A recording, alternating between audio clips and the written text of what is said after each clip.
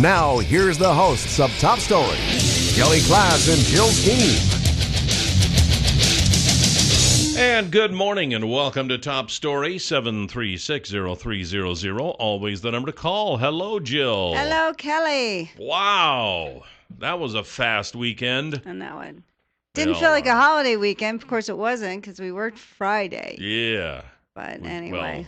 Well, yeah, we did. And then you worked the Christmas in the nighttime sky. Yes. And then Saturday morning had to take the equipment back. So, it was poor not Kelly. a full weekend. Oh, they're going to get a lot out of you before your last days, aren't they? Yeah. Poor Kelly's going to have to really work his last 30 days. I know, which means I've got 30 days and 16 hours left. But who's counting? Tick, tick, tick, tick, You tick, could tick, actually tick, act a little sad.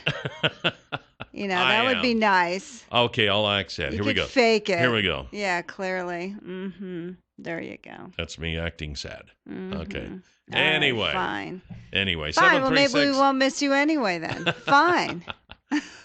7360300 is the number to call, and welcome on this Monday morning. Now that everybody is back to work, and we're kind of back to a normal schedule now. Mm-hmm. So, by the way, if you are traveling on Interstate 84 near milepost 179, the eastbound lanes are blocked.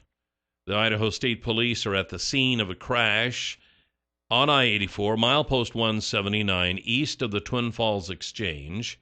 The eastbound lanes are currently blocked, and they'll have more information when it's available. Wow. So there you go. I like how you said if you're currently traveling, you won't be currently traveling, you will be stuck. That's right. I know. Oy. So just saying, if you normally head that way to work or something like that, you could be blocked. Take an alternate route. Will be, yeah. We have coming up this morning Randy Staples with the Idaho Political Update, and then at 9:20, one of my favorite guests is Chris Anderson. Of all time. From the CSI Herod Center and Planetarium. He's always got some fun and interesting things to talk about. He does. I'm gonna take this call because it might be somebody on the interstate. I know. So I'm gonna take it, and Good we'll see what happens. Top Story, you're on the air. Good morning. Good morning. Listen, I'm calling to complain. Already? What's that? Bitterly about the situation in Ferguson, Missouri. Okay. I got to tell you that You're not going to walk out of work at 11 o'clock? Justice was done back there. Justice was done. And to have anything different than what that grand jury decided would be a miscarriage of justice. The guy was a thug, and he has. There was a black officer who would have shot him just as readily as that poor officer that shot this guy. So I think we've had enough of this, and I love Martin Luther King's word. When we can judge a man by the content of his character and not by the color of his skin. And this whole thing has taken the exact opposite situation. Well, Agreed. What's happening in Missouri has been a long time coming, and unfortunately, they haven't been judged on the content of their character there. They've had problems for years and years and years, and this is the tipping point. And so, the thing of it is, it's a good part of the people in Ferguson, Missouri, who are doing the rioting. They do not want justice. They want revenge. And you're right, they wouldn't have stopped. They would have rioted no matter what the outcome. Well, we don't know that, do we? They had made up their minds that they were going to riot because it was an good excuse for a party. That's the way a lot of people think nowadays. And this doesn't surprise me. And now at 11 o'clock, they're calling, it would be 11 o'clock our time. They're calling for people across the country to walk off your jobs and walk out of school and just walk away in protest of the police brutality. Now, I'm not going to sit here and say that police brutality doesn't occur because we see it a lot. But in this particular case, the grand jury made the decision that there was no reason to indict the officer. So if you go for if you go ahead and indict him anyway, then you are going against the American justice system. But as I said, many of the people who were rioting in Ferguson, Missouri, they did not want justice. They wanted revenge, and now that's what they're doing. Well, you know what? There's whatever. I mean, if that's what you want to go off and talk about today, fine. But I think, we are entitled to protest in this country. There were a lot of things in that case, and honestly, they've had a history of problems in that state.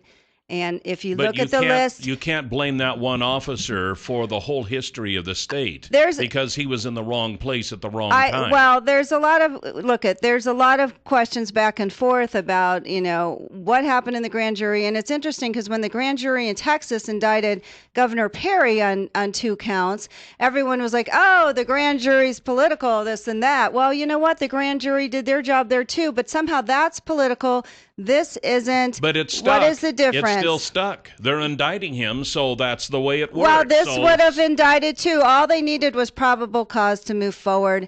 You know what? If you look up how many young black men have been killed where no one's been indicted, there's numbers and numbers and cases and cases. And you know what? It's the tipping point. That doesn't mean that it wasn't justified.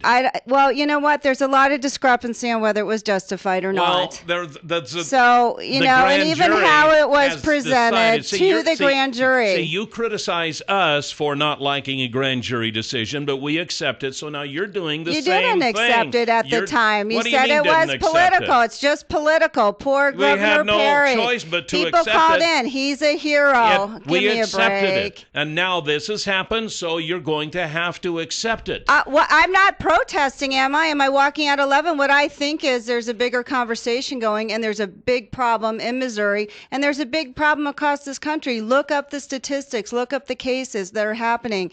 You know what? And there's a problem going on. So deal with it. But for the prosecutor to announce it at 8:15, 9:15 at night, now it's almost like it apart. It's almost like he wanted this to happen, so there's no discussion about the case because he knew people were going to react like this. Now they're going to pick it apart. It's always somebody else's fault. They should have just hung the policeman and everybody would have been happy then. Well, I don't agree with what the grand jury decided. I don't know how an unarmed person could be shot 6 or 7 times and there's no trial on it. It's just probable cause to go to trial.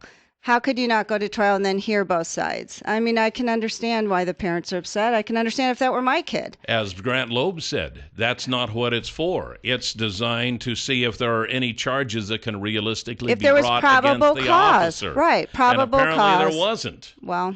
So, accept it. 7360300. You have to, but you don't have to like it. Top story, you're on the air. Good morning. Yeah, I'm still stuck on the interstate. I've been here since like 6:15. Oh, no. It's still closed. So I'm the favorite driver that drives from Boise to Burley every day at 2 a.m. So, oh, no. Yeah. Oh, yeah, no. so they had Life Flight out here, and then they had something else going on. So. Wow. Oh, I'm sorry. Well, we hope you get moving soon. Thanks for listening. I get paid by the hour, so there you I'm go. in no hurry. There you go. Okay. Well, be safe out there. Thanks for the call. Wow. I don't know what has happened out there, but it does seem like sometimes they delay opening it longer than they could. I mean, if they were just to move something, but they want to make sure that all the I's are dotted and the T's are crossed. It just seems like sometimes they delay that. So that guy's been sitting since 6 o'clock, 2 hours and 15 minutes. Whoa. We got more calls. Top story, you're on the air. Good morning. Well, I can't believe we're still talking about Ferguson here. Hey, someone else started it. We were going to talk about other stuff. Don't blame it on us. Yeah.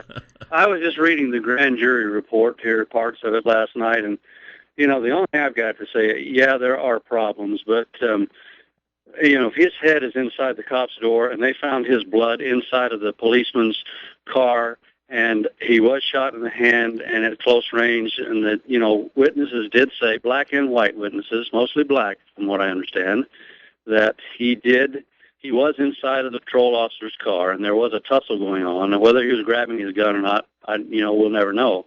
Also, the other thing, at that point, it wouldn't make any difference. I wouldn't think he's attacking a cop inside the cop car for crying out loud. Exactly. If you do that, you risk the chance of getting killed. But you Exactly. also, Anybody but does. you I also agree. had the eyewitness with him who said the cop grabbed him and pulled him in. Bill, So let me tell you something about the eyewitness with him. He had already been charged once before, previously, for lying to the police and getting caught lying about being a witness to another crime. So you can't put any relevance on what he said. The other thing is, they tested his blood. They tested Michael Brown's blood, and it had a high content of marijuana in it, which meant he was high. He was not acting in his right mind. And so this thing, they portray him to be an angel, a young, going off to 18-year-old college, guy. the poor little boy. He's a He was high thug. on marijuana. did he So, deserve to wasn't be acting- killed? If he was If reaching he's for the running officer, away if from he the was reaching- car. He attacked a No, he cop. was not running away. He was running towards the officer. The grand jury report and the autopsy report proves that he was shot in the front, not in the back, like all you liberals are trying to say. It's just not true. He was shot in the front. But So he you was gotta also 153 feet away. How do you think he got there in 90 seconds? No, when he was shot, He was he? ordered him to stop. When a police officer tells you to stop, you stop. But if a man lowers his head and is growling and running like a madman because he's high on marijuana, you have no other choice. I mean, you've got to admit, that's the facts are the facts. The liberal press and people like you try to change it, but the facts are the facts. Well, you know what? I remember when the conservative media came out and said that his eye socket was bashed in, which wasn't true, and passed around a photo of another person in a hospital. So don't sit there and say that it's on both sides. But you know what?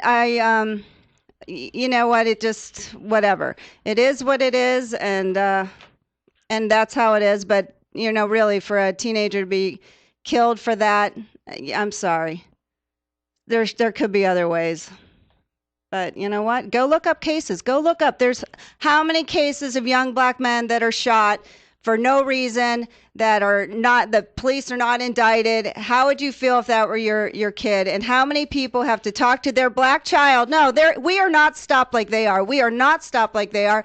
We are given the benefit of the doubt where blacks are not. It happens. Okay. I've seen it. But so you know what? You can't use this case Why? to justify it. I can. You have to take each case. If there were other cases, as There you speak are of, other cases. if there are other cases of which you speak of where that happened, then that is there. You cannot take this case and say, well, there are other cases where black men are killed unjustified, so we're going to take this case and we're going to take this cop to court to get our revenge. You can't Not do that. revenge. It's the tipping point for what's happening in Missouri. They have statistics of how many blacks are stopped compared to whites, of how many people are basically harassed by the police. This guy was They stopped have a problem. because the cop was given that description because of the strong-armed He robbery was at the stopped when he convenience said, store. go to the sidewalk. He didn't say, were you involved in a robbery? He said, get to the sidewalk. The reason the cop was there was because of the robbery, and he saw him, and he fit the description. So why would he That's tell why him to go he to was the talking sidewalk? To them, Come to get him on. off the street so he could talk to him. Oh, come on. We'll be right back. 7360300 is the number to call here this morning on Top Story. Welcome back. And with the snow, a little dusting of snow that we have on the ground out there this morning, we could have some issues here in the next few days at some of the dairies and feedlots if they don't have a low and honey loader from Stanley and Company, because that's what they're designed for. They can load all types of manure from frozen, dry, liquid, doesn't make any difference, No. up to 7 miles an hour. That is fast. Now, if you just own a little acreage in the country, you probably don't have a use for a low and honey loader. But if you own a feedlot or dairy operation, you might have one, a use for one. And if you'd like to see one in operation, you can do that by getting a hold of Pat Hartzell at 280-1167, and he can fix you up so that you can see it in operation, see how it works, ask questions, kick the tires, open the doors, and critique it. And you might decide that you need one of these. So Pat Hartzell is the guy, 280-1167 with Stanley and Company. The number is 7360300. Top Story. You were on the air. Good morning. Good morning. Good morning. This whole scenario follows the Saul Alinsky model of radicals for revolution, and that they exploit. They've been trying to get blacks against white, and so forth for years and years. The agitators, then they demonize anybody that opposes their agenda, and of course, then they just flat lie about it. And of course, now, regardless of what the grand jury says, and they found, with hours and hours of testimony, there's blacks and whites on the grand jury, they won't accept the rule of law. And of course, the whole scenario, they bring in the Black Panthers, the Communist Party, and they're agitating. Why didn't the governor, Jill, bring in the National Guard to prevent the destruction of those 25? But I understand Valerie Jarrett was in contact with Governor Nixon. And for some reason, they stood down and allowed the burning to happen. So can she explain that? You've got to accept the rule of law. You've got to accept the rule of law. And the grand jury did not find enough evidence to go on with a trial. But you don't have to agree with it, and you don't have to like it. You might have to accept it, but you don't have to like it. And it's case after case after case after case. So you know what? You don't have to like it. 7360300. Top story, you're on the air. Good morning. Hi, yeah, I just wanted to talk about the Ferguson thing as well. They sit there and talk about you have to accept the rule of law, you have to accept the rule of law, and I agree with you. But the issue is not the rule of law. The issue is why did Darren Wilson choose to pick Michael Brown out and call and have him come over to his car? Why did he say, that's a black kid, he's a black kid, the guy in the store who robbed somebody was a black kid, I'm going to come check out Michael Brown? He had never asked Michael Brown to come near his car, to get out of the middle of the street, he just would have left him alone, not racial profile, like so many officers are doing these days, then this whole issue would not have happened. There would be no shooting. There would be no death of another black male. That's the issue. People are missing that. It's not about the grand jury. It's not about the results that happened afterwards. It's about the thing that started this whole entire Ferguson mess in the beginning. It's the racial profiling that's the problem. It's not what the grand jury said. So the reason the grand jury got it right. The reason the cop went over there and called Michael Brown was because he fit the description of the strong-armed robbery at the convenience store. And what was that description? It was one that fit It Michael Brown. It was a black male of that height. So he's going to say, okay, I'm driving down the street in a black neighborhood, and I see a black male, same height. I'm going to come and talk to this one. Why? He had no problem. You want to talk about probable cause? So where would you start then? Probable cause to pull him over. Where would you start? They're all going to be black there probably. So he's going to go there and say, "Oh, I don't want a racial profile, so I'm not going to ask any of these black guys." My point is, he did not have a reason. He had no reason. He did. He fit the description of the strong-armed robbery. He said he told him to get off onto the sidewalk. He didn't say, were you guys involved in a robbery? So you got somebody walking down the middle of the street who's not supposed to be there. So the cop's not supposed to ask him to get off of the street? How many times do you see white children in their neighborhood playing, walking down the middle of the street, riding the bikes down the middle of the street? If there's an armed robbery at the 7-Eleven just outside of their neighborhood, and there was a white child that was the suspect, and a police officer was driving down that neighborhood, I promise you, he would not get that child and assume that child was the one that pulled somebody over. I disagree. If he fit the description, I do not see that. I have seen white people walking down the middle of the street. I have a police scanner with me. I heard them call it in and say there's a white person walking down the middle of the street on Kimberly Road. They went and got him off. I mean, for crying out loud, walking down the middle of the street, you can't do that. First of all, you might get killed. Secondly, it's against the law. It's for vehicles. This is ludicrous. This is crazy. What? You're not supposed to go and talk to anybody because they fit the description of a strong-armed robbery or they're doing something illegal? You're not supposed to talk to because it's a white cop and an African-American person? This is ludicrous. This is ridiculous. The cop did his job. He was doing what he was asked to do. He's doing what he gets paid for, and he was in the wrong place at the wrong time. And the people in Ferguson, many of them, they don't want justice. They want revenge, and that's what they're getting. 7360300 is the number to call here this morning on Top Story. Welcome back. And I don't think anybody's irrigating right now, are they? I can't imagine. No, I don't think farmers If you are, you've got problems. Because the water's not in the canals or anything like that. But here this is like December, January, February. So like a little over 3 months away, we're going to be irrigating. And you might want, if you're looking into changing or your current irrigation method or improving it, ask Far More of Idaho about Certiset. I'll tell you what, new technology is really overtaking agriculture. They've got a new system now where you don't have to move the pipe. It's a big, long, flexible pipe that goes out in your field. You can move it around with your equipment that has an attachment on it. When the alfalfa is ready to bloom, you can move in right then, and you can work the hay. You don't have to pull the pipe out. It's just quite a system, and I don't know a lot about it, but I know who does. The folks at Far More of Idaho, 324-3341. Let them fill you in on this. They are the experts in this stuff. And ask them about Certiset and tell them that Kelly and Jill sent you, okay? 7360300. Good morning. You're on Top Story. Good morning. Good morning. There's a certain group of people that really benefit from us actually arguing over race and everything else and keeping us divided, and that's government as a whole, and that's the only way they can keep the control that they got right now, and people just ignore other issues. Okay, I guess I'm not following. No, what do you mean a divide. government? I follow. They are creating a divide. All of them. There has been a creating a divide. Well, Obama, Republicans, all of them, and that's the only way they can do this. And they're like, look at this hand, argue over this. Why we do this? Well, do you not think it's valid? Do I not think it's valid? I mean, do you not think there's issues? I was in New Orleans getting ready to ship out for Iraq, and me and my friends were walking. We all were service members. We were walking down a certain way. A black cop walked up and said, "Where are you guys going?"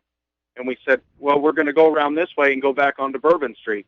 And they said, "If you walk that way," this is a cop, "if you walk that way, they're going to kill you just because you're white." Mm-hmm. And that's exactly what he told us. We had to go back the way we came. Okay, Yeah. and how many times are blacks just stopped constantly just because they're black or driving or whatever? It happens all the time. So, you know what? It's the tipping point here. And instead of just saying there aren't any problems, there are problems, and you can see it all the time. Yeah, there are. It's even worse when it's getting exacerbated as much as it is. I mean, people keep raising the issue more than what it is. How many times can we argue this issue? Well, let's fix the issue. How's that? Let's try to work at it. Drunk drivers. That's like saying drunk drivers. We can fix the issue. You're not going to, because people are people. Yeah, it's What like does fixing that mean? poverty. No. he's right. I mean, when He's you absolutely right. have Ferguson, Missouri, who has like 20,000 people there, that's all it is, like 20,000 people. You have 53 police officers and 3 are black. Don't you think it should be a little bit more even? Do you know what I'm saying? Like, come on. Like, this is what you're dealing with. Have something that represents the community. Even, I think it was Michael Brown's grandfather said that when he and his buddies drive across town at night, they get stopped constantly. Oh, there's a taillight out or whatever the thing is. You know what? It happens, and I've said this many times. The 2 African-American attorneys that worked at Reebok were stopped constantly in Boston because they were driving nice cars.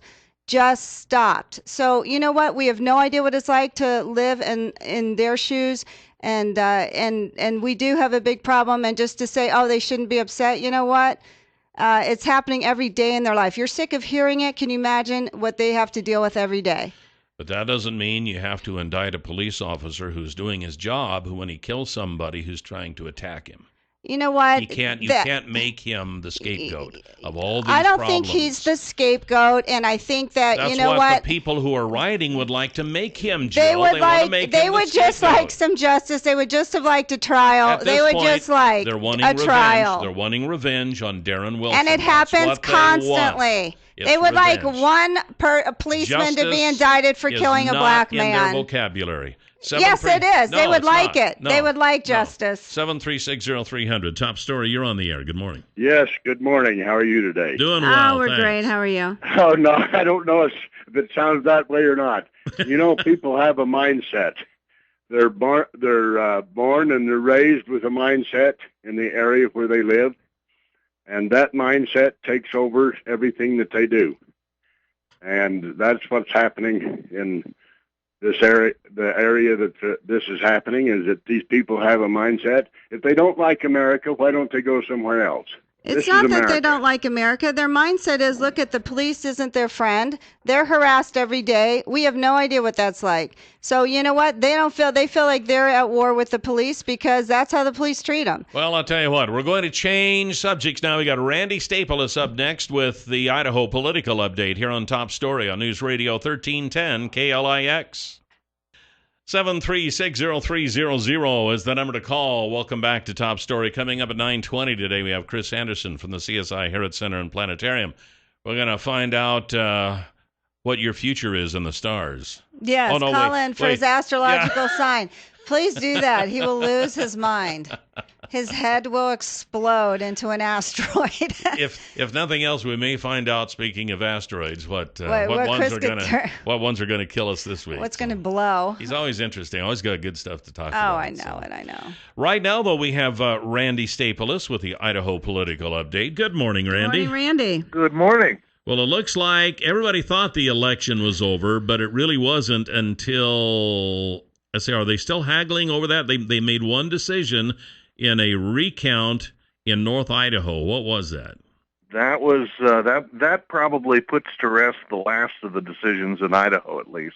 Although there's still a few decisions straggling in around the country in various places.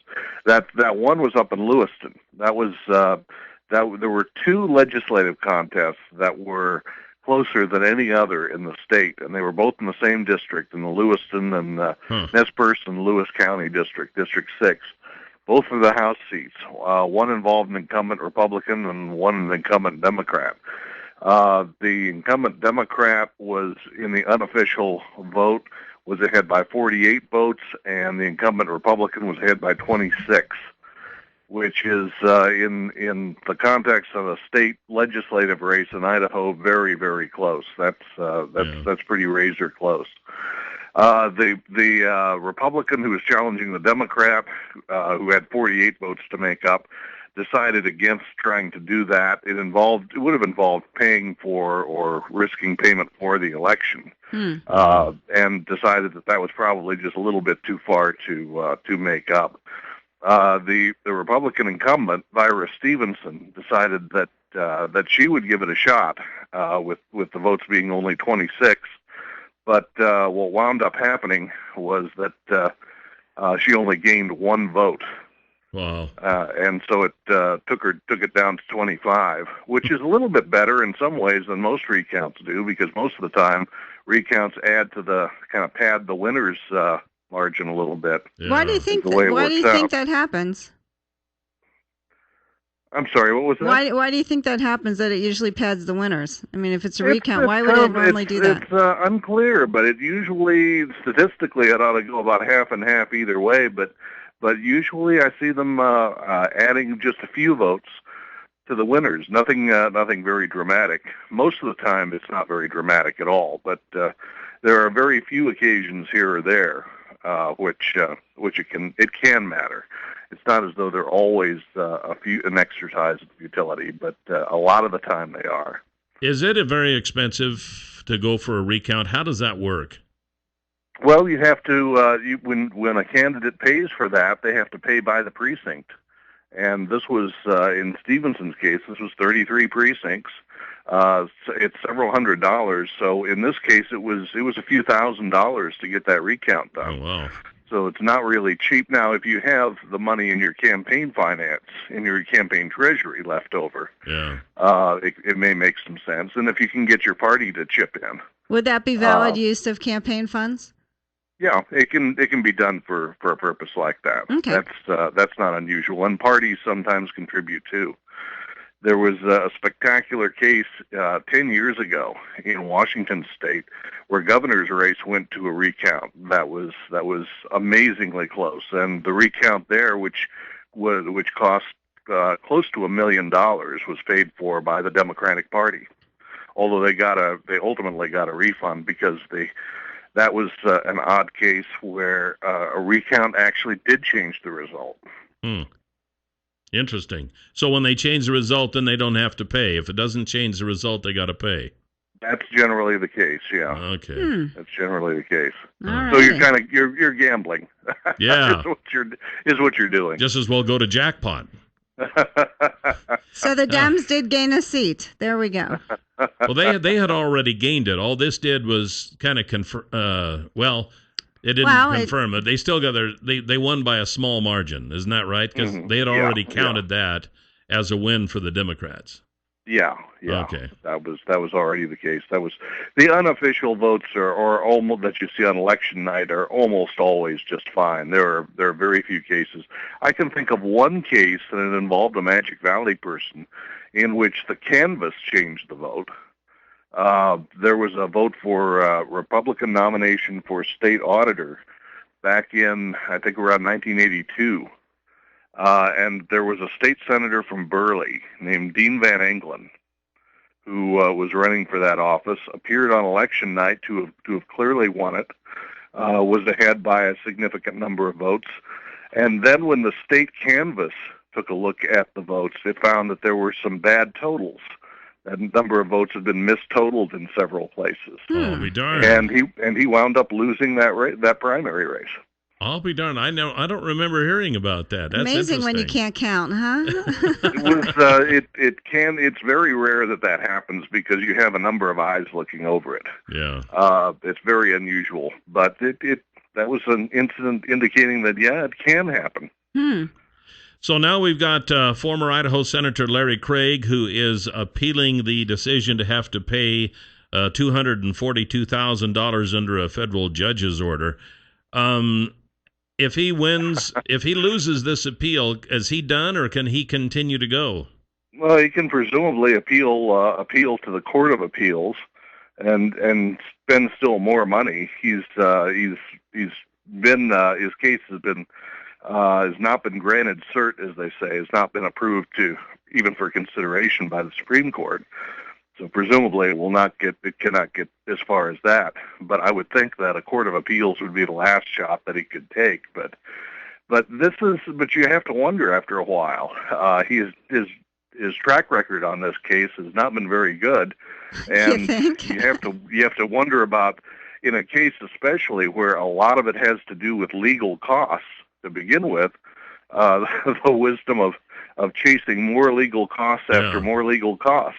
Because we heard, did you tell me, Kelly, he's spent $80,000 so far? Have you heard that, Randy?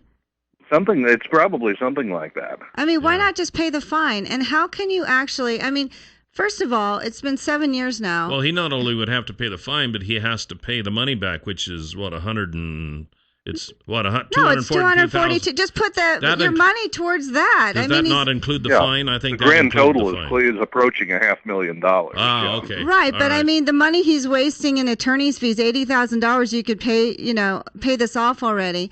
But I mean, it's been 7 years. It comes up every time. Now he's appointed. Now he brings it up again. Does he not have a PR person to just say, "Look at Larry, pay it," and stop bringing it up in the headlines? I mean, I don't know how you can justify a sex sting in Minneapolis being part of your job, official job. I don't understand. What is wrong with him?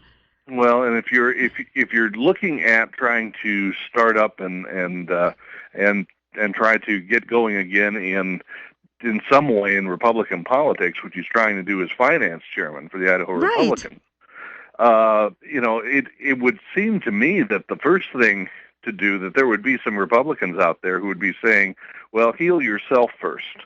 Yeah. Get this taken care of. Get your legal slate clean, so that you're starting from scratch. Among other things, presumably he's going to have to do fundraising of some sort or another for himself. And if I were a Republican concerned about fundraising for the party, I would be asking the question, well, is there some risk of slop over here? Is he raising money for the party or for his own legal expenses, or what's the whole story? Or how many people would not give to the Republican Party because he is the finance chairman based on what he's guilty of doing? I mean, well, there's also that, yeah. And his absolutely. judgment to think that that's appropriate use of campaign funds. I mean, 7 years now. It's like, my gosh, just pay it and go on with your life. And to keep bringing it up, in the headlines, for a PR point of view is ridiculous. But secondly, to even actually think that he has a case is ridiculous. Really, from a PR point of view, he should have, well, of course, really, he shouldn't have done it to begin with. But which part? The bathroom sting? Well, soliciting sex in a bathroom? From our point of view, certainly any of it. But, you're right, Randy. He shouldn't have done that. Right from the beginning, the object should have been to get this thing gone as soon as possible. Yeah. And the other thing is that with all of these legal cases that have gone on, appeals are not cheap. Pursuing a complex legal case through federal court is not a cheap proposition, and these bills have been piling up. I know. Just take the money he's spending now, pay it off, and go on with your life. Someone needs to tell him that other than me, because I'm a Democrat, and obviously he's not listening. Randy, someone has to tell him. It's ridiculous. I have to imagine there are Republicans telling him that, too. That's what I'm thinking. And something's wrong with him for not listening. So on another subject, that we had this deal a while back with the U.S. Forest Service wanting to restrict and charge people who wanted to film and do photography in the forest. I know this was like for companies and for profit. What is the latest on that? Well, the Forest Service chief seems to has said with what sounds like pretty good clarity that the idea was never to require that most people have to obtain a permit or pay a fee for doing this kind of thing. That they were aiming it more at large commercial operations, such as a commercial filming of a commercial of an ad or a movie or something like that, where there might be some costs that the Forest Service might have to pick up in terms of helping to manage that.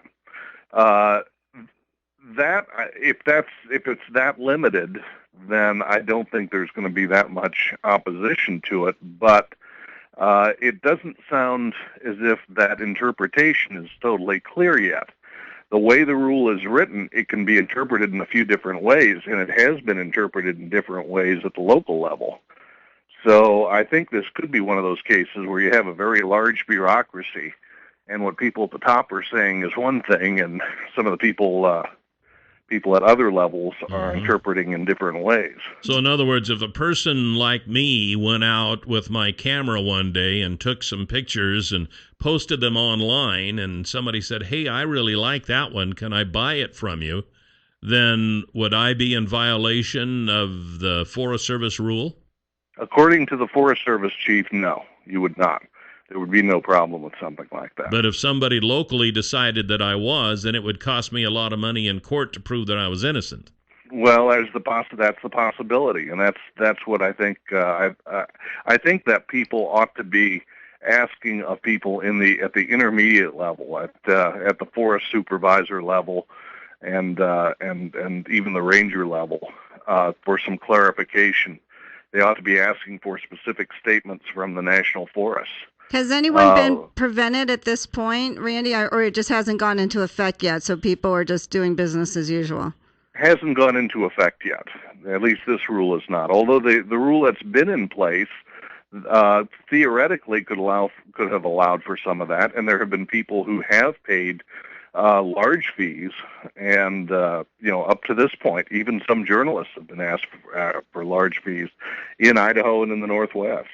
I mean, so it's not entirely new. I mean, I can understand a commercial venture, like if you damage stuff or things like that, because there's a lot of equipment that goes into filming, and I mean, I can understand that. It doesn't seem that crazy. I think they just have to clarify it more. Right. There ought to be a clear distinction between large equipment and large operations that could cause either damage or extra cost on to the Forest Service that's kind of a special case, as opposed to individual people just taking their cameras along and snapping pictures. Right. All right. Well, Randy, we're out of time once again, so until next Monday, have a great week. You too. All Bye, right. Randy. Appreciate you being on. That's Randy Staples from Reidenbaugh Press at reidenbaugh.com. You can subscribe to his weekly update or hear him each week right here on Top Story on News Radio 1310, KLIX. And we're back, 7360300, always the number to call. Welcome back, Jill. Thank you, Cal. Same to you. I just wanted to, first of all, it's 33, got a little snow on the ground. Gee, it'd be nice if we had some snowfall this winter, to help the snowpack and such. Haven't we? We haven't had too much. Not yet. Not yet. Well, it was a couple weekends ago. We had some snow. I know, but we haven't had, snow. Oh, we haven't had 9 feet like That's Buffalo. Right. That's right. Or even 9 But we inches. did have those 15 inches back in the 70s. That it was equal. Don't worry, it's the same. I'm just saying. What happened to poor Buffalo? I kind of lost track of what happened to those poor people. I did too. I think they kind of. Was it a river? I think they washed away down the river or something. All the roofs collapsed and they washed away, and Buffalo no longer exists. After getting 80 inches of snow and then 60-degree temperatures and rain, holy cow! Happy Thanksgiving. Yeah, no kidding. Oh my gosh, those poor people. I don't know if we have not heard any update yet on the accident at milepost 179 on I-84. Maybe our listener could let us know. Maybe somebody is caught there. I know. Maybe our truck driver friend who had been stuck there for 2 hours. He called it about 8:15. Poor guy. Had been stuck there on the eastbound lanes for 2 hours as the road was blocked due to an accident. And I just checked my email. The state police are very good about sending out updates, and I didn't see one yet. So, you know what? The phone's ringing. I'll bet that's an update. That's an update. Top Story, good morning. Yeah, this is your truck driving friend, traffic report. Yeah, they opened up the interstate about 20 minutes ago. Okay, so you're driving now. Yes, I am driving now. Back to work, huh? Yeah. Okay. Thanks for letting us know. Be careful out there. Yeah, thank you. All right, see ya. All right, there you go. So okay, well, I can toss this then. So the interstate is back open again. Thank you, our lovely listeners who always let us know. That's right. Also, kind of on that same note, Idaho State Police troopers say they have issued more speeding tickets since they increased to 80 miles an hour. Really? Yeah. Now, here's the deal. To help pay for the signs? You used to could go. They didn't really bother you if you were up around 79 in the 75 mile an hour zone.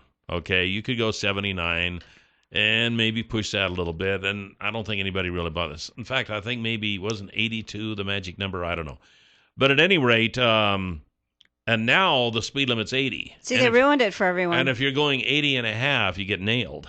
I think they said 81. I think he did. Didn't Keith say 81? Yeah, I think he did, yeah. So now you've ruined it for everyone. You moved it up. Now you can't go 85, and maybe this is the way to pay for all the signs they had to upgrade. 7360300. Good morning. You're on Top Good Story. Morning. Morning. I was just going to give you another report. I'm still sitting out here. What? So I think they're just maybe letting a few through at a time. But I'm still sitting back here. So. Where are you sure that you didn't fall asleep and, Oh, yeah. What mile marker are you? I'm about 3 miles off of the off-ramp from Twin Falls. So that's 173. So you'd be about 176 then, and the accident was at 179. So you're about 3 miles away from the accident. Yeah, we're still sitting. So I think, letting a few through, but still sitting. All right. Okay. Well, thanks for listening, at least. So now I'm really confused. Some are sitting, some are moving. Well, maybe it just takes a while to get all the back. If you got a 3 mile line. Yeah, it's going to take a while. It's going to take a while. Sorry, buddy. All right. 7360300. Good morning. You're on Top Story. Good morning. How are you? Well, doing good. Good. Hey, I missed your party, but I wish you all the well and good luck and best wishes with everything you're going to do there. Thank you very much. Oh, that was nice. And I just wanted to ask, whatever happened to that coach that got more money than what he was supposed to, or whatever? Did they ever get? No, he's still got the money and he's spending it, and that's kind of just he one got of those a job things that right away. goes away. So, No, he's been coaching. He got a coaching job right away. I mean, there's that. I mean, it's a done deal, and he got the money. And but we also CSI paid him twice, so he's got a job. They had to pay him. I mean, it's ridiculous. I want to get a job like that. Mm-hmm. Yeah. Yeah, you know what? If we just held people accountable, we wouldn't have to worry about this Republican Democrat thing. You know, You're right. It's just I hate the arguing back and forth about, you know, and we classify all Republicans one way and all Democrats that one way, and that's nowhere near close to the reality of who people are and how they think, you know, and it's a shame that we've come this far and I know have nothing but chaos and no accountability. It's disgusting. I agree. There was an election, but that didn't seem to matter. Anyhow, one thing. Kelly, tell him how many tickets. Tell him how many tickets the difference was. Okay, police wrote 2,066 speeding tickets on I-84 between July 24th and November 13th. That is up nearly 20% from the same period in 2013 when they wrote 1,731 speeding tickets. Wow, how much money do you think that is? Way to go. Yeah. So they raised the speed limit from 75 to 80. But it's typical. It's kind of like the people who can't be on time getting to work at 8 o'clock. So you say, okay, well, be here at 8:15, you know. And then they start showing up at 8:20 and 8:30. It's the same with speed limits. As you say, you can drive 75, people are going to drive 80. I just don't know what if you raise the limit to 80, was. People are going to want to drive 85. You know, they cannot be held to that but standard. The cops are saying it's 81. That's right. So if you're going 81 in an 80 zone, you're going to get nailed. But it was a huge rush to pass that. And hey, we haven't talked about today's Cyber Monday. I know. Cyber Monday, people. Are you ordering things online? They're having deals everywhere. Yes, they are. Here's one. I got a list of stuff. Some of them are pretty good deals. Others are not. If you're looking to buy a good set of Klipsch headphones with inline control plus a mic, they were $50. Now they're $14.99. That's a good deal. That's a pretty good deal. And free shipping. They're 70% off. Are those good? Here's one. iCreation Bluetooth handset iPhone dock. It was $249.99. Now it's $49.99. Free That's shipping. 80% off. That's pretty darn good. And free And shipping. I don't know where these are because I got this off of a website. They just went out to see what the deals were. Well, just Google the product and then you'll find it. So some of them are pretty. Here's 74% off remote control helicopters with free shipping. They were $69.99. Now they're $17.99. That's a heck of a deal. That's amazing. 70% off IT luggage. Sacramento 22-inch carry-on spinner was to whatever that is, $200. Now it's $59. Oh, because then they can spin around. It goes in all the directions. I see. Which is awesome. Free shipping. That's important. It is important. Yeah, I love that. Some of them weren't so great, I noticed. Well, here's Dogs Women's DAWGS Women's 9-inch cozy boots, assorted colors, free shipping, 76% off. Ladies, they were $80. Now they're $19. That is a good bargain. Yeah. See, These are awesome. Here's like $20 off Asus 15 6/10-inch laptop. It was $249.99. Now it's $229.99. Now for a Cyber Monday, that's not a big deal. That's not a big deal. And I have Asus, and I love it, though. They're wasting our time on that one. Forget. And free shipping. Yeah, here's pretty good. Well, let's see. 28% off a Toshiba Chromebook was $279.99. Now it's $199. That's a little better of a deal. So there are some deals to be had out there, and there are some others that, anytime there's anything off, I suppose it's a good deal. So today's your day, Cyber. Maybe that's why the internet was real jerky and slow on me this morning. Everybody's online buying Christmas presents. And today was the day mine worked fine. Well, of course. Of course. I'm always the opposite. Let's see what we got here. Ridiculous. 7360300. Top story. You are on the air. Good morning. Good morning. Good morning, Kelly and Jill. Well, Kyle, good morning. Are you driving or are you stopped? Oh, I'm driving. Okay. I'm driving and loaded down with a tractor. So, anyway, this speed limit thing. it's been kind of weird because yesterday I was driving the Twin. I had my cruise control set to 80, and I had people from Utah passing me like I was ill. Oh, well, hey, I have something to announce on that. People from Utah, they don't have to follow the rules in Idaho. Well, Didn't you know police. that? Didn't you know that? Well, these are the same people that like passing you and then pulling in front of you and hitting their brakes when you weigh 80,000 pounds and they only weigh 1,300 pounds. Well, sure, but I repeat, the people from Utah don't have to follow Idaho rules. That's Well, a rule. Where are the cops? Come on, they can arrest them. Let's make some money off the Utah drivers. I would like to know how many of those tickets that they wrote are for Utah I know. drivers. That would be awesome. That would be awesome. To make a little money off of Utah. Oh, I had a cop tell me one time that he pulled over a lady from Utah, and this was when it was still 75. She said, "I can't believe you pulled me over. I had my cruise control set at 85." What? And she couldn't understand why he pulled her over. Really? Apparently, there's a myth in Utah that in Idaho they let you go 10 miles an hour over the speed limit before they pull you over, and that is not true. It's especially true now. In fact, now you can't even go 1 mile an hour over. They'll pull you over. Top story. You are on the air. Good morning. Hey, good morning. Thanksgiving, I went down to Utah. Yeah, the Idaho State Police were pulling them over like crazy. Were they? The Utahns? Oh, yeah. They were going like 90, 95, 100. Oh, my gosh. Well, that's okay. We can use some of that Utah money. Hey, Kelly, I was down there, and you're talking about Utah. You know, at a red light, you're supposed to stop, right?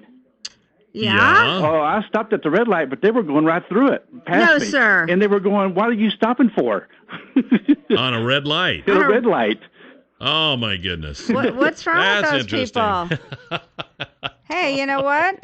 Let's make some money off of them. You do know that in Idaho, unless they are marked, and we do have some intersections in Twin Falls that are marked, when you pull up to a red light and you're in the right lane and you're turning right, if there's nobody coming, you can turn right and go. It's my understanding that not all you have to states are stop that way. first? You have to stop first. Yeah, you have to stop first. You can't just go. Right, you have to stop first, but if there's nobody coming, then you can turn right and right go. on red, but you have to stop. Yeah. But I understand it's not that way in all states. So. But I think it's marked. So. I mean, there's usually a sign right on red, but you have to stop. on red, yeah.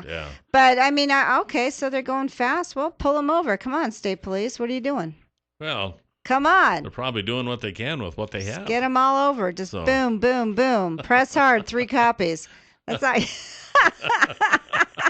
I don't know. I think they have those fast little receipt printers now. Do they? That I don't know if they have to make out you the old-fashioned tickets. Has anyone got a ticket lately? I know Let Twin us Falls know. City Police have that. I'm just assuming that state police had it, but I could be wrong. Who's gotten a ticket lately? Let us know. Do you have to write? We got time for one more call. Top Go story. on. You're on the air. Good morning. Yes, I'd like to know if I can touch on that Ferguson, what's going on in Ferguson, Missouri. You got about 10 seconds. Quick. Go ahead and touch. Okay, I was going to touch this real quick. I don't think it's just about racial. I think it's a lot about economics.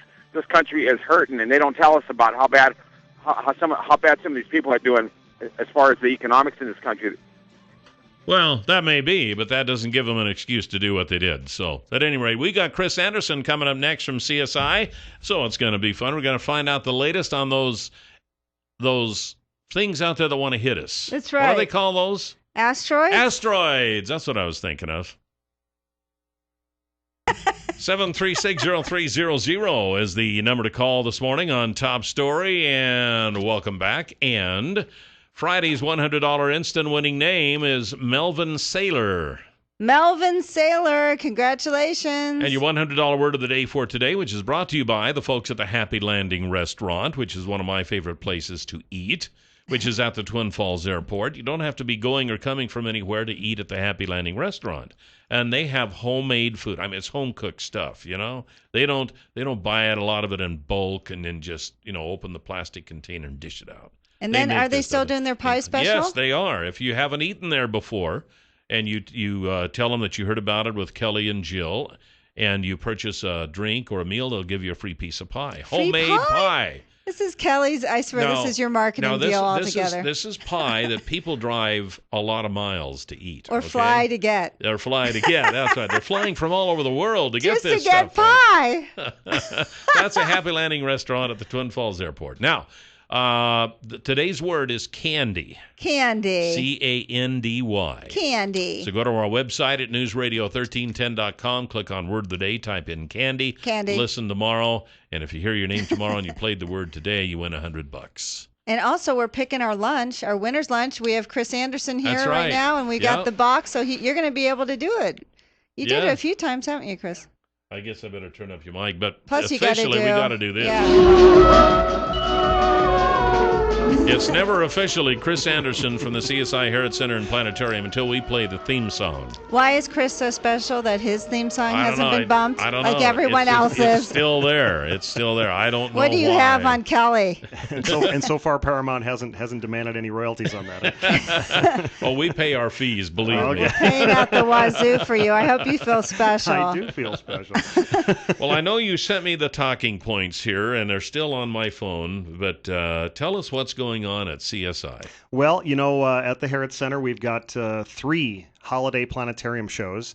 2 of which are brand new. So, if you saw the one we had last year called Let It Snow, that was our first entertainment show with the new theater technology, and that one is a music entertainment show with sort of Christmas classics and visuals. That one will be back. But we also have 2 additional planetarium programs. One is called The Longest Night, A Winter's Tale, and technically, it's not a Christmas show per se. It's more of a seasonal program, and that for that reason, it'll actually run past the holidays. But it's kind of an original folk tale done with characters where the actors are actually in these complete head-to-toe outfits, so they with character faces, and it's really well done. You can tell they're a very professional troupe that did this, but it's also combined with sort of CGI, so that you are there with the characters. You're inside the little cabin with the snow outside and the candle in the window, and it's very immersive and it's very cool, and it's a nice, sort of a hero quest kind of story, great for kids, families, adults. The closest thing we're going to get to Tron, where we're put into a video game, is that what well, this except is? that this is very much sort of an old world sort of story. I mean, it looks like it was probably one. It's written as though it were sort of a Middle Ages tale, although it's a modern tale written. But yeah, like I say, it's very unique. It's very different, and you definitely have to check that out. And then the other one we have is very much the traditional Star of Bethlehem type show, talking about what the Star of Bethlehem may have been, astronomically speaking. And you've seen shows like this before at the Herod Center, but of course, this is the first year we've had it with the new technology to have a show about the Christmas star. So how much better do they look now? Well, it's again, it's immersive. I mean, you're completely surrounded by the scenery and the characters, and it is a completely different production from the ones we've had before as well. So the music is different, and the narration is different, and the story is the way they approach the story is just a little bit different from what. So it isn't the exact same thing. Yeah, no. So if you've seen our Christmas Star show before, or Season of Light show in previous years with the old technology, this is a new, different show. Similar, subject matter, but definitely a different new program. One of the things on my bucket list when I retire is to take my grandkids and go to some of these shows. Well, yeah. You have to wait till you retire to do this? Yeah, I do. Because you do have shows on the weekends, right, Chris? Oh, yeah. In fact, right now, in fact, we've got, we're on our sort of normal schedule of 2 shows on Tuesday evenings, 2 shows on Friday evenings, and then 6 shows on Saturday. But once we get closer to the holidays, between December 21st and Christmas, we'll have extra shows. So if you've got family in town and you want to show off, one of the nice things about our community here, one of the things we've got, bring them to the planetarium shows. I should also mention, for those who are feeling a little Scroogish and not in the Christmas mood, we actually do have 2 non-Christmas programs for your Scrooges out there. So yeah, so Tuesday nights at 8, the Sea Monsters IMAX movie, which is very good. If you haven't seen that, that's extremely well. That's National Geographic production. And then on Saturdays at 4:30 is the Flight of the Butterfly show about the migration of the monarch butterflies. So those I'll have to tell the Jew crew. Yeah. There's a show for us we can go to. Well, and actually, The Longest Night has no specific Christmas elements in it. Okay, it is very much just about the fact that this is the darkest time of the year and the coldest time of the year, and like I say, it's kind of a hero quest tale, but it really is not a Is it just what is it? Are they? It's like I say, it's characters in it's actors in full so they're live actors, not animation. It's actors. Right, yeah, but it's combined with CGI, so the environments they're in are CGI and they're all around you. So it's very cool, and the music in it is excellent. The story is well done. It's it's a professional puppet troupe that's actually done it, and they include not just the full costumes with their faces, character faces, but also 7360300 is the number to call here on Then Top why Story. are we here? We can have Chris Anderson answer that. And we'll be right back with Chris Anderson. Don't do exercise. How do we know we're here? Well, I'll tell you what. I know why Clearwater Power Equipment is here, because they have Husqvarna and Echo chainsaws. And with the snow falling out there, I just know a lot of people got caught red-handed because they didn't get enough firewood for the winter. And it looks like it might turn out to be kind of a cold, snowy winter here in our area. We could only hope. Yeah. So you're trying to do that firewood cutting with that old worn-out chainsaw you've got. You've been told several times you need to get rid of it and get a new one. Here's your chance. The folks at Clearwater Power Equipment have that stuff. And they're in sales and service. They don't sell other stuff. They just sell power equipment. So they know what they're talking about. Stop by and see them. Tell them that Kelly and Jill sent you at 252 Washington Street. You know where that's at. It's where General Building Supply was for years. Or give them a call at 734-7767. And if you still got your lawnmower sitting out in the front yard getting rained and snowed on because you don't have a place to put it, they've got a storage program too. So ask them about that. That's Clearwater Power Equipment, 252 Washington Street. All right, Chris Anderson is with us from the CSI Herod Center and Planetarium. What else is coming up, Chris? I should mention this week, Wednesday, in fact, is the Herod Forum.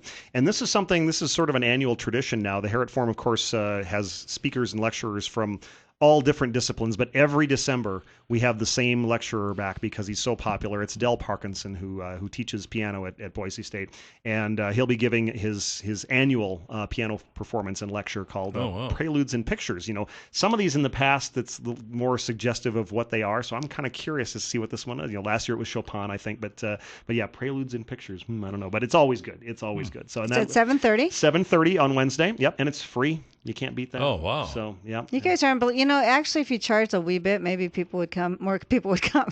You know how they say, like, they value it? Well, if it's free, it must not be worth much. Like, they used to have, like, quarter hot dog night at Toledo Mud Hens. It was packed. If you did free hot dogs, no one shows up. Go figure. Yeah, I don't know. Why? It's like the bargain. Some of these Herod Forums, though, they pack the place. I'm sure they do this for one him. Will be too, yeah. So, yep. It's like, come on, would it be helpful to make something? Make a buck? Have 25-cent hot dogs. Oh, yeah, there you go. What goes better with a piano performance? Nothing. 25-cent hot dogs. Corn dogs. Oh. Deep fried butter. There you go. Okay, hey, go on. While Sorry. we're talking about making money, I should point out, you know what tomorrow is, don't you? Tuesday. Giving it was something Thankful Tuesday. They named it. Right now, they're of course they've been working on all these different days. There's Black Friday and there's Small Business Saturday and there's Gray Cyber Monday. Thursday.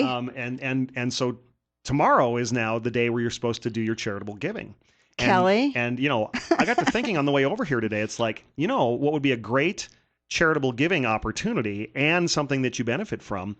A membership at the Herod Center for the whole family. Wow! Right, Actually, come to see the planetarium shows and get discount prices on that, discount prices on other things too. I mean, that would be a really nice, very family unique. gift. Yeah, absolutely. How much is it? There's different levels of membership. You know, they're from everyone from individual up through family, and much more. You know, and basically the more you spend on the membership, the more perks you get. So there's way too many for me to go through. But you can. What's you can the most check online. expensive one? Oh golly! Now you would put me on this one. You know, here I thought I had all $4.50. I thought I had everything written down, and you guys managed to stump me again. Well, Jill's been kind of failing in her stumping thing, so now I'm taking over. Well, I know the least expensive one is an individual membership, and that's $35. So they start at $35 and go from there. It's a bargain. Yeah, it is. And I'm sure you got them online. Absolutely. Yep. If you go to our top level webpage, right there, it'll on the right hand side, you'll see where it says information about the membership brochure. All right. So that's tomorrow is Giving Tuesday. Think about a donation, a tax deductible donation to the Herod Center. That's right. And then Del Parkinson on Wednesday. Yeah. Of course, our Herod Center store holiday sale is ongoing through Christmas Eve, and our store manager asked me to point out, since I always mention the jewelry, since the jewelry is so popular, she asked me to point out, it's not just jewelry. She says, we've got unique items, we've got handcrafted items, one of a kinds. We've got great stocking stuffers, great educational gifts. If you're looking for something that's a little bit more engaging for your kids' brains than just the sort of usual fluffy stuff. There's But like what? Like, do you have examples? Did she give you Oh examples? yeah, there's educational puzzles and toys and games and okay, things that's like how that. you gotta promote it, Science kits and things like that. Wow, I never thought about that. We also have telescopes, of course. We are the #1 dealer of Meade brand telescopes in Idaho. Believe it or my! not. Who knew? Kidding. Who Yeah, knew? wouldn't you think it'd be in Pokey or Boise or someplace You like would, that? But yeah. no, we are the #1 Meade dealer. So we've got several models in stock and a wide variety of prices there. So you come check those out. And that does run up through Christmas Eve. So, all right. Yep. When we come back, I don't know, did you cover everything? Not yet. No, we still have Telescope Tuesdays. Hopefully we'll be able to Star talk parties. a little bit about that. Was it Pelea, that the asteroid the rover? Philae. Yeah, the lander. Philae. Yeah. Philae So maybe that, we can that do hit that. a hole in one. And Yeah. now you can't see Maybe we it. can do that when we come back here on Top Story. 7360300 is the number to call here this morning on Top Story, and we have Chris Anderson with the CSI Herod Center and Planetarium. Okay, Chris, let's go through the rest of it here. Then I want to talk about what Philae is. That The thing I didn't mention at all was upcoming opportunities to look through the telescope, and we've got Telescope Tuesdays coming up next Tuesday, not tomorrow, but next Tuesday the 9th. And on the 23rd. So again, if you've got family in town for the holidays and you want to come, show off some of Twin Falls' good stuff, send them away for a few hours. There's another thought. Yes, exactly. A little breather there. The day before Christmas Eve. Both of those events, Telescope Tuesdays, the observatory will be open from 6 to 9, weather permitting, of course. And there is a small fee for that. It's $1.50 a person. Wow. These are like Depression era prices. Well, but even better, it's free if you come to a planetarium show on that night. See, so you can't go wrong there. And then, of course, if you're that's still too high a price for you. Does that include the hot dog? No, I'm kidding. Someone's going to show up one hot dog. I swear. Our monthly Free Star Party is on December 13th, Saturday, December 13th. That goes from 6 to midnight. You can come for as much of that time as you like.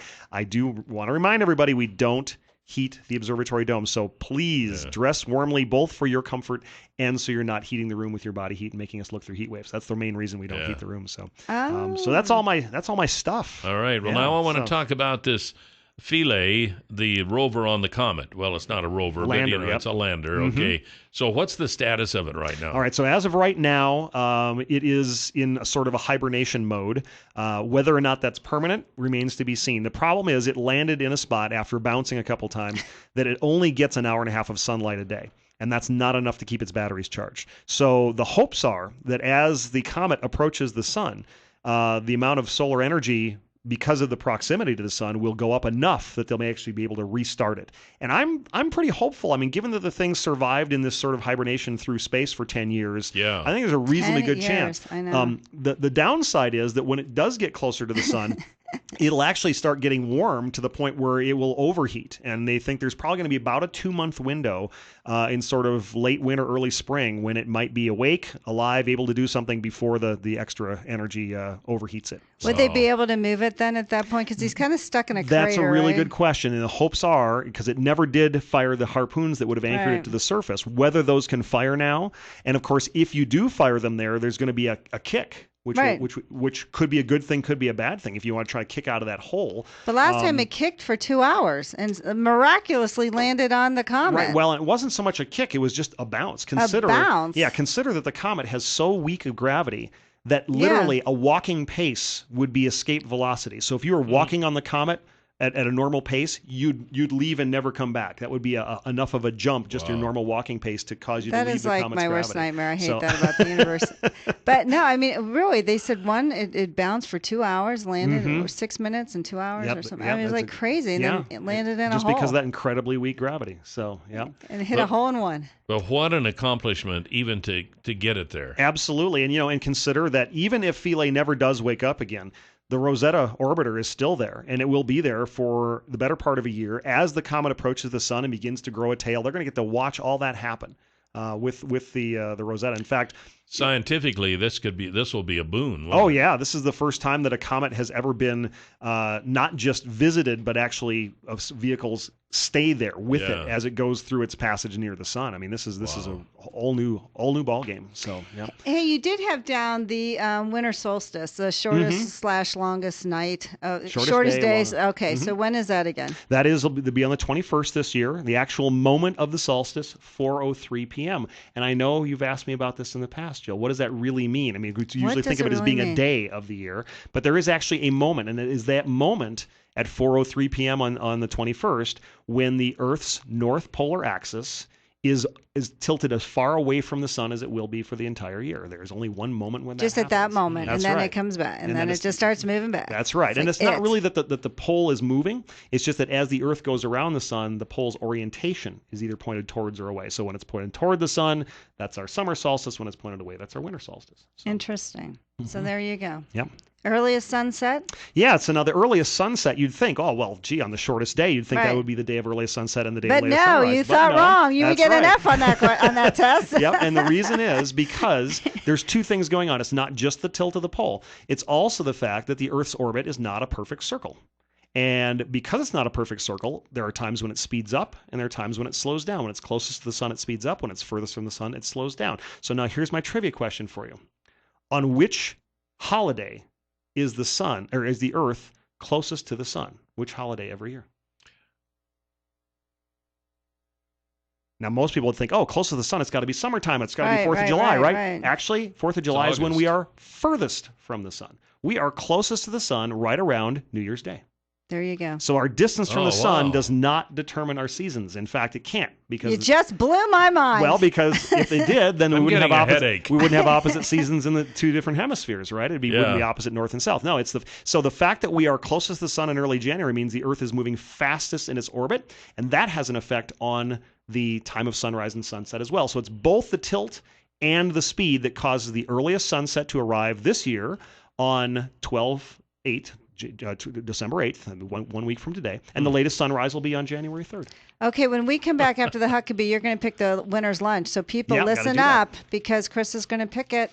Chris, very interesting stuff. Thank you very much. Yeah, I know. I'm sitting here, my jaw's on the floor. I'm thinking. Of course, that's what he's looked like lately anyway. He's about to retire. A little bit of drool. I think you draw up, for gosh sake. We'll be right back after the Huckabee Report, brought to you by Waddell & Reed.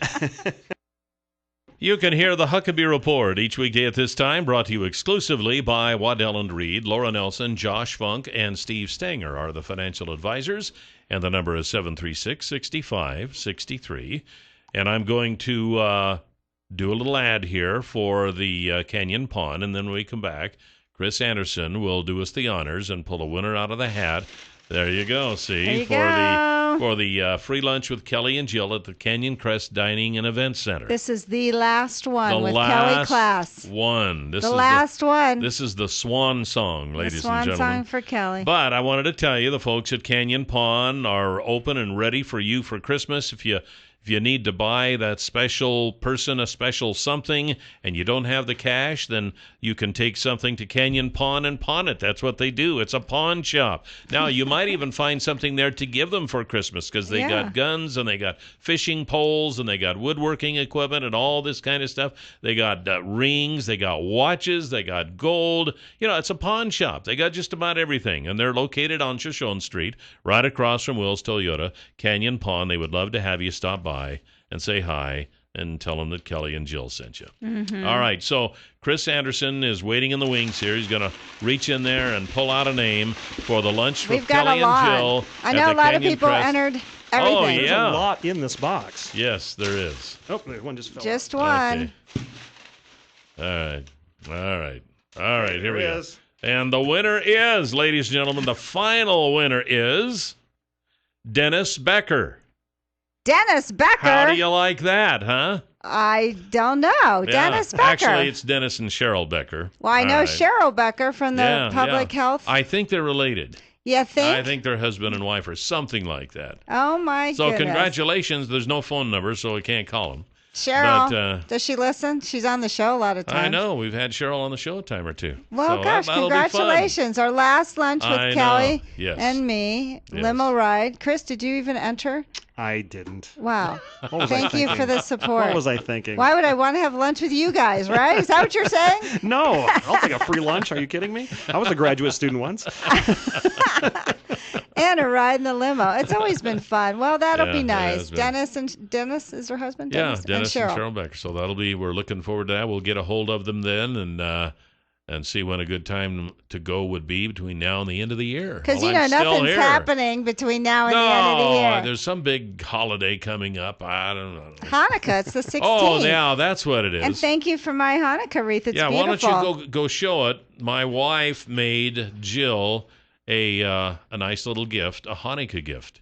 It is a wreath. And now, here, Chris, you hold it up because the video's there. Our And the listeners can't see this, but it will be on video. It will be on the video. The most important tidbit is after 6 years almost, Kelly finally gave me a Hanukkah present. There Thank you you. go. Yeah, there you go. Right Happy when you're Hanukkah, leaving. Jill. It's a miracle. Hey, Although it's not till 16th. I know. We'll see you tomorrow here on Top Story. Goodbye, Jill. Goodbye, Kel. Bye, Chris. Bye.